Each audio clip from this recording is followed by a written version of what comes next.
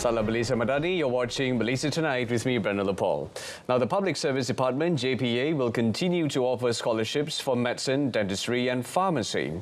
Prime Minister Dr. Sri Anwar Ibrahim said this during a question and answer session at the Temu Anwar at USM program at University Science Malaysia, USM. Tetapi sejak itu, minggu lalu, saya ada perjumpaan khas dengan JPA dan mereka mengatakan itu dasar yang sedia ada, dasar yang lalu. Ya. Dan saya telah minta supaya ini dikaji semula berdasarkan unjuran kita, keperluan sektor perubatan, pergigian dan farmasi itu masih ada. Jadi maknanya program beasiswa JPA untuk sektor ini akan diteruskan. Based on media reports, JPA had decided to stop sponsoring students pursuing studies in medicine, dentistry and pharmacy following a study by the Health Ministry which projected an oversupply of medical officers from 2026 to 2030. According to Minister, the Prime Minister's Department for Sabah, Sarawak Affairs and Special Functions, Dato' Armizan Muhammad Ali, the Health Ministry's health indicators of 2022 report showed a nationwide 1:420 ratio of doctor to population across both public and private sectors, with a 1:400 ratio expected to be achieved in 2025. Earlier today, Health Minister Dr. Zaliha Mustafa said discussion was in progress between the Ministry and JPA on the department's decision. She said the Ministry was also prepared to review a study conducted in 2019, which projected an oversupply of medical officers from 2026 to 2030. The Education Ministry, MOE, is studying the factors that contributed to the non-attendance of Sijil Pelajaran Malaysia SPM students on their examination day. Education Minister Fadlina Siddiq said the move was taken to enable the ministry to make appropriate interventions to ensure better student attendance in the coming years. According to the minister, there may be many factors that would have been urgent to the extent that the students had to miss the examination. Therefore, the matter needs to be examined, and that will require time and appropriate interventions will be made. She said this when asked to comment on a report in a local newspaper today, which stated that a total of 14,858, or 3.8%, of the 388,832 candidates who registered for the 2022 SPM did not attend the examination.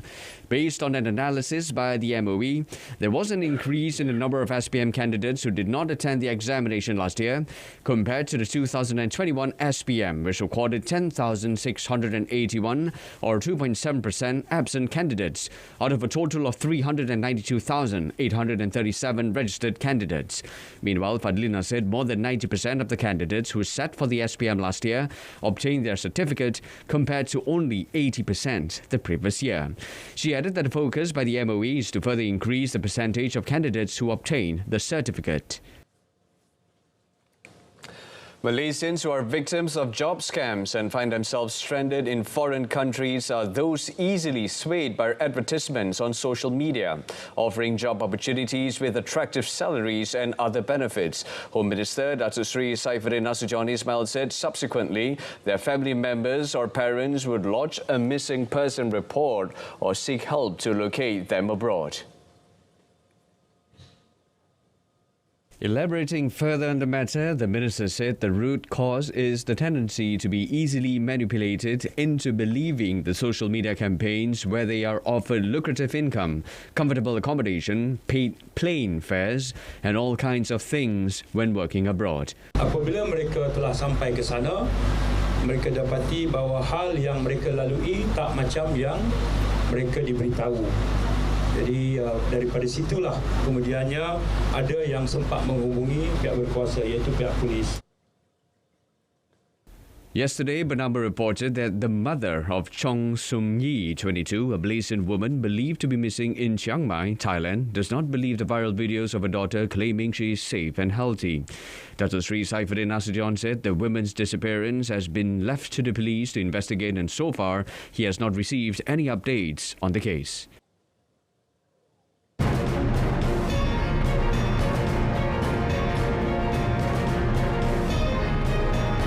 Coming up next, government looking at ways to help rubber smallholders produce latex. Stay with us. The government is identifying methods to help and encourage rubber smallholders to switch to producing latex from scrap rubber and crab rubber. Deputy Prime Minister Datuk Seri Fadillah Yusof said the change would help increase the income of smallholders because the price of latex in the market was higher than that of scrap rubber or crab rubber. Datuk Seri Fadillah, who is also the Minister of Plantation and Commodities, said his ministry was examining a variety of issues in order to achieve the transition, including business models that could be introduced to smallholders with the cooperation of rubber industry players. Teknologi ada, tapi yang melaksanakan hanyalah syarikat-syarikat besar. Kalau pekebun kecil mungkin kemampuan untuk menggunakan teknologi itu tidak ada. Sebab itu yang kita nak katakan model perniagaan yang baru, kita kalau kata dapat gabungkan dengan syarikat dan mereka dapat membantu memastikan bahawa teknologi baru dapat digunakan. He said this to reporters after attending the Sembang Getah Warung program in Kampung Carok Goro in Baling today. The Deputy Premier noted that the switch to latex production is also expected to reduce the country's current latex imports, which are estimated to be around 3 billion ringgit a year. He added that his ministry is also looking into ways to integrate rubber plantations with other crops for agriculture, such as vegetables and fruits, to help smallholders increase their income. On another note, Datuk Seri Fadillah said the implementation of the European Union Deforestation-Free Regulation, or EUDR, and several other regulations introduced by Europe are seen as a form of discrimination aimed at restricting businesses and Malaysia's palm oil industry. According to him, the regulation, in addition to the European Green Deal, is a proposal to restrict the entry of products from Malaysia which are more productive and progressive compared to products produced in Europe. Kata minyak sawit, berbanding minyak sawit dengan rapeseed ataupun soy, dia perlukan tanah yang lebih besar untuk menghasilkan minyak. Dan dia terpaksa buang tanah semula. Kelapa sawit, kita tanam hari ini, dia boleh berlanjutan untuk 25 tahun. Mana kos kita lebih rendah. Jadi untuk tingkatkan untuk mereka bersaing, dia kena perkenalkan banyak perkara bagi kita yang boleh menyebabkan kos bisnes kita lebih mahal. Datuk Seri Fadillah said that his party had held a discussion with his Indonesian counterpart about the discriminatory practice, which would also impact their oil palm industry. Recently, the Deputy Premier and Indonesia's Coordinating Minister for Economic Affairs, Kemenko, Dr. Airlangga Hartarto, took part in a joint mission to the European Union, EU, to protect the interests of the palm oil sector of both countries. The mission to the EU was a joint mission with the Indonesian government under the Council of Palm Producing Countries, CPOPC. The Ministry of Entrepreneur Development and Cooperatives, KUSCOP, today presented business grants and financing facilities worth more than 64 million ringgit to 16 entrepreneurs in Selangor in conjunction with the Madani Entrepreneurs and Cooperatives Tour Program, or PJUKM 2023. Now, all recipients are entrepreneurs under the guidance of agencies under KUSCOP, including SME Corporation Malaysia, Amanah Ikhtiar Malaysia, UDA Holdings Berhad, Malaysia Cooperative Societies Commission and Tekun Nasional. Entrepreneur Development and Cooperatives Minister Dato' Iwan Benedict said the initiative would ensure the continuity and sustainability of the entrepreneurial community, as well as cooperatives in facing the challenges in an uncertain global economic environment. He said that the government wants the entrepreneurs and cooperatives that exist today to continue to succeed amid the mushrooming of new enterprises. He said this is what the government is fighting for under the National Entrepreneurship Policy 2030 for Malaysia to become an outstanding entrepreneurial nation by 2030. The minister also hoped that his ministry and the Selangor government would stay united in developing entrepreneurs toward upholding the concept of well-being under the Madani government, as aspired by Prime Minister Datuk Seri Anwar Ibrahim.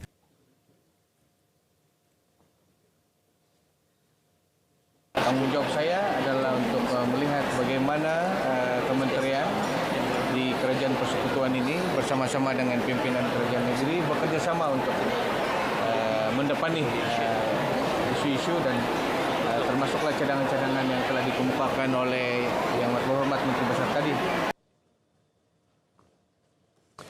The Agriculture and Food Security Ministry will carry out a pilot paddy farming project in an area covering 30,000 hectares, scheduled to start this September. Its Minister, Datuk Seri Muhammad Sabu, said for a start, the project would be carried out with the Muda Agricultural Development Authority, MADA. Commenting further on the matter, the minister said the Mada area covers 100,000 hectares, but the 5-season project will only involve 30,000 for a start, and to ensure its success, the ministry will improve the irrigation system so that it can supply water all the time. Met after visiting the permanent pharmacist market at the Tunjung Rural Transformation Centre, RTC in Kota Baru today, he also said, with the new technology and tested paddy seeds, the country will get better crop yield.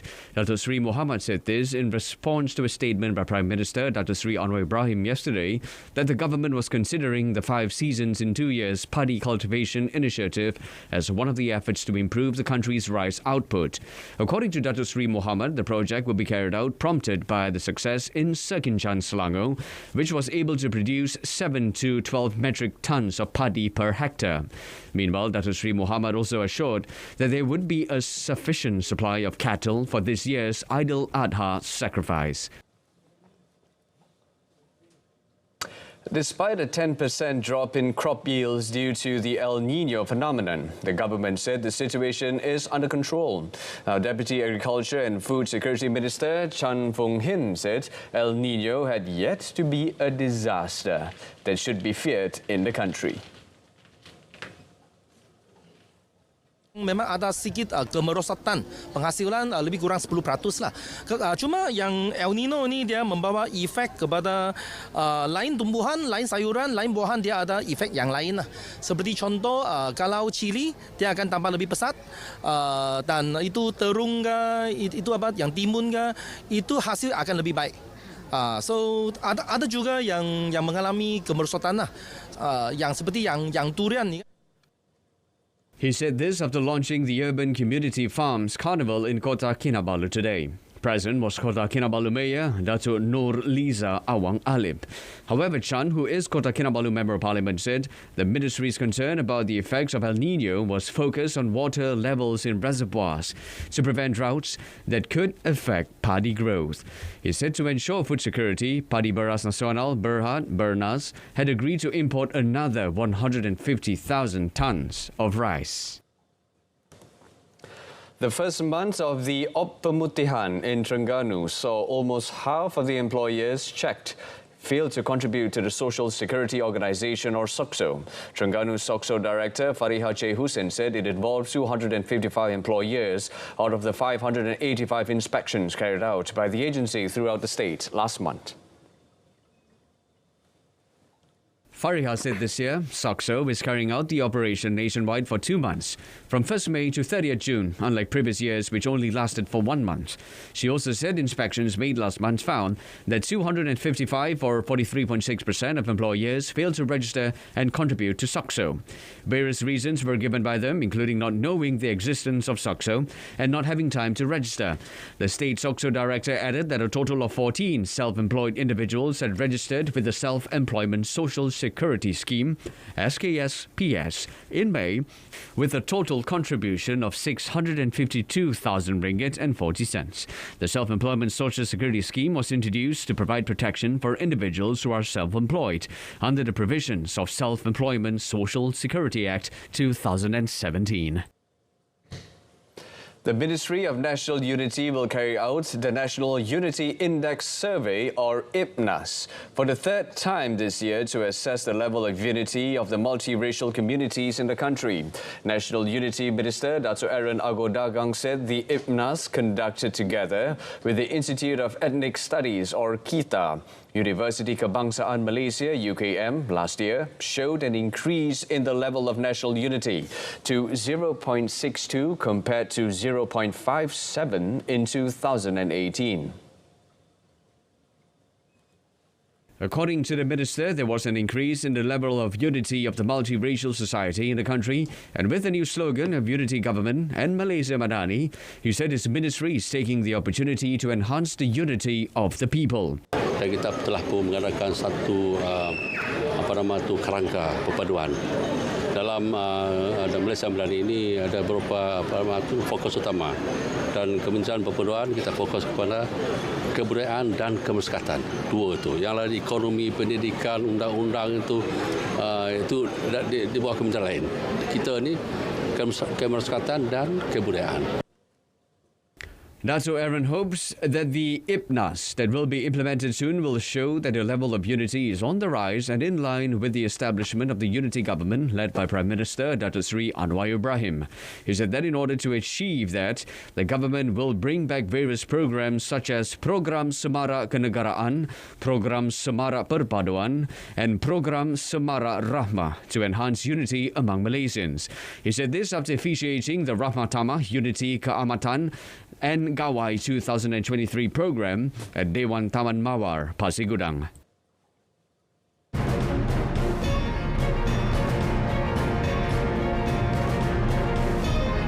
To flooding. Stay with us. Kecemasan, boleh saya bantu? Hello, there's been a motorcycle accident here. Maybe an elephant ran it over. Sir, there is fire accident at the address number 5 Jalan Tembikar Shah Alam. PGO from FRT Shah Alam, there was no fire accident here, over.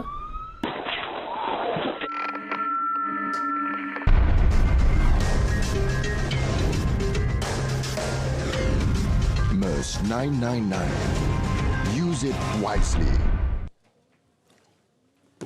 Welcome back. China's State Flood Control and Drought Relief Headquarters announced on Saturday that it has launched a Level 4 emergency response to flooding as heavy rains have pounded southern parts of the country. Work teams dispatched by the headquarters have rushed to South China's Guangxi Shuang Autonomous Region and East China's Fujian Province to guide the rescue and relief work. Heavy rains triggered floods in parts of Beihai City. At least one person died and thousands were evacuated from their homes as torrential rain battered Cuba's eastern Granma region, triggering widespread floods on Saturday. A 60-year-old man drowned in the municipality of Hiwani, Granma region, after the Bayamo River overflowed its banks, according to local reports. Floods have left several villages cut off, crops destroyed and power outages. Granma authorities said more than 7,000 people were evacuated to state-run shelters or family homes and some 10,000 homes had suffered damages. The island's Meteorological Institute said the showers and thunderstorms were caused by a combination of a through in the middle and upper levels of the atmosphere and a flow of humid air from the south. Weather authorities are forecasting heavy rains for the next 24 hours. Earlier, local media reported the flooding of rivers collapsed bridges in rural areas, leaving several villages cut off. The most affected area is Hiwani town, which remains without power, and several families have been evacuated after the river outflowed. Clashes and gunfire resumed on Sunday in Greater Capital Area of Sudan after the latest 24-hour temporary ceasefire agreement between the Sudanese Armed Forces and the Rapid Support Forces expired. The Greater Capital Area of Sudan, composed of Sudanese capital Khartoum and the neighboring cities of North Khartoum and Durman, is one of the most affected areas by the ongoing armed clashes between the two sides. In the fresh clashes that started Sunday morning, both sides used artillery and other heavy weapons. The Sudanese Armed Forces deployed warplanes while the Rapid Support Forces responded with anti-aircraft guns. Sudan has been witnessing deadly armed clashes between the army and the RSF in Khartoum and other areas since 15 April, which has left 863 people dead and 3,531 others injured, according to the Sudanese Doctors Union. Multiple truces have been agreed and broken since the fighting started, and Washington had slapped sanctions on both rival generals after the latest attempt collapsed at the end of May. The latest nationwide ceasefire was announced by US and Saudi mediators who warned they may break off mediation efforts. Upwards of 1,800 people have been killed in the fighting, according to the Armed Conflict Location and Event Data Project. Nearly 2 million people have been displaced, including 476,000 who have sought refuge in neighboring countries, according to the United Nations.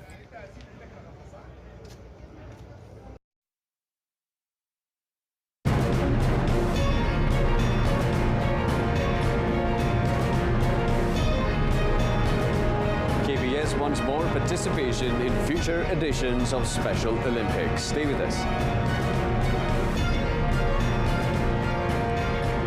Youth and Sports Minister Hannah Yeoh hopes that more athletes with disabilities can get involved actively and be selected to bring the country's challenge in future edition of the Special Olympics World Games. She said the Youth and Sports Ministry KBS was now actively looking to unlock potential talent from that group to ensure Malaysia is strongly represented at the prestigious Games. Pihak Kementerian Belia dan Sukan, saya dan Majlis Sukan Negara akan melihat apa lagi bantuan sokongan yang kita boleh bagi kepada jurulatih khasnya. Kerana untuk Sukan Olimpik, Special Olympics tidak mudah untuk jurulatih mereka. She said this to the reporters after the Jalo Gemilang flag handing over ceremony to the Malaysian contingent heading to the 2023 Special Olympics World Games today. Earlier, Hannah announced that a total of 16 athletes with disabilities will carry the country's challenge at the Games in Berlin, Germany, taking place from 17th to 25th June. The Special Olympics World Games, a sports event for persons with disabilities, consists of a total of 26 events, including badminton, athletics, bowling and cycling. Hannah said MSN had previously channeled funds totaling 160,000 ringgit as part of the national contingent's preparations for Berlin. And Malaysian bowler Sin Lee Jane reclaimed the Singapore Open title after a lapse of 9 years. Now in the step-ladder final at the Singapore Bowling at Rifle Range yesterday, Lee Jane downed homester Shirlene Wong 227 to 193, 195 to 178. Lee Jane, who also won the Singapore Open in 2010, 2013 and 2014, is now just one title short of matching Australian Ruth Gertis's all-time best haul of 5 titles. After pocketing the 15,000 Singapore dollar winner's cheque, Lee Jane said she was so overwhelmed by the win as it is her first title after the pandemic. Prior to the stepladder, Lee Jane finished second with 1,748 pinfalls, over 8 games ahead of Singapore duo Daphne and Shayna Ng. Charlene topped the 18-player standings with 1,808. In the semi-final, Lee Jane whipped Shayna 255 to 194. And in European football, City won the first Champions League in their history on Saturday and secured a treble of trophies by beating Inter Milan 1-0. In a far closer match than many pundits had predicted, Rodri's sweetly struck goal proved the difference for Abu Dhabi-backed City, who have already won the Premier League and FA Cup this season. Inter, however, had kept City goalless in a cagey first half at the Ataturk Olympic Stadium. In City's best chance of that half, the otherwise muted Erling Haaland shot straight at Andre Onana in the Inter goal, and Bernardo Silva curled the shot just wide before that. In the second half, City also enjoyed a slice of luck when Federico Di Marco's goal-bound header was blocked by his own player, Romelu Lukaku. In another Inter chance, Lautaro Martinez raced away after a misunderstanding in the City defence, but goalkeeper Edison tore out of his goal to narrow the angle and stop the shot. Rodri finally side-footed in on 68 minutes after Silva pulled back a cross that fell perfectly for the unmarked Spaniard. It's still the third Champions League for City manager Pep Guardiola, who won it twice with Barcelona. And still in football, Lionel Messi arrived in Beijing on Saturday for Argentina's friendly match against Australia, ahead of joining Major League Soccer side Inter Miami as a free agent. Messi's arrival was announced in a post on the Organizing International Football Invitation's official Weibo social media site, ahead of Thursday's match in the Chinese capital's recently rebuilt Workers' Stadium. Messi, who lived at the World Cup in Qatar in December and is widely considered to be one of the game's all-time greats, confirmed this week he will leave French champions Paris Saint-Germain for the US League. This is Argentina captain's 7th visit to China and his first since 2017. He has received a fervent welcome on each of his previous visits to China, which has a huge football fan base despite the struggles of the men's national team, who have played at the World Cup only once. Messi's arrival was a top trending topic on Chinese social media on Saturday. Australia and Argentina last met at the 2022 World Cup in Qatar in the round of 16, where Messi was among the scorers as his team won 2-1. And in tennis, Iga Swiatek battled past Karolina Mukova 6-2, 5-7, 6-4 to win her third French Open title and become the first woman to successfully defend the Roland Garros title since 2007.